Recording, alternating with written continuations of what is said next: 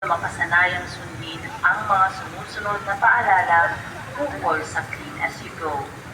Itapon ang basura sa tamang lalagyan. Magdala ng maliit na trash bag. Pansamantalang ilagay dito ang basura hanggat makahanap ng basurahan. Magdala ng reusable na lalagyan ng tubig. Iwasan natin ang kalat na naitutulog sa mga plastic na bote. Gumamit ng mga reusable na lalagyan.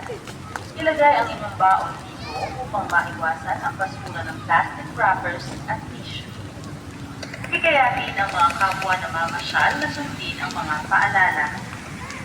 Ang mga makuhuling lumalabas sa mga sumusunod na batas ng mga pambansang pasyalan at pampublikong lugar ay maaaring magpunta at maparusahan. Iwasan ang magkalat.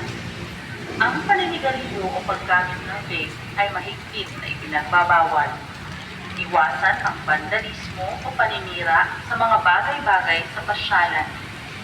Iwasang mura o itapon ang iyong chewing gum kung saan-saan. Ang pagdadala at pag-inom ng alak ay mahigpit na ipinagbabawal. Iwasang gumamit ng foil o tarpaulin o anumang uri ng plastic bilang panakit kung kayo ay magtitiktik. Sa halip ay gumamit ng tela. Maging alisto sa inyong mga gamit at maging sa mga kasamahang bata. Kung kayo man ay mawawalan ng gamit o kasamang bata, agaran itong i-report sa pinakamalapit na security personnel. Pinapaalalahanan rin ng lahat na ang parke ay magsasara sa ganap na 10:00 ng gabi. Maraming salamat at maligayang pagbisita sa parke.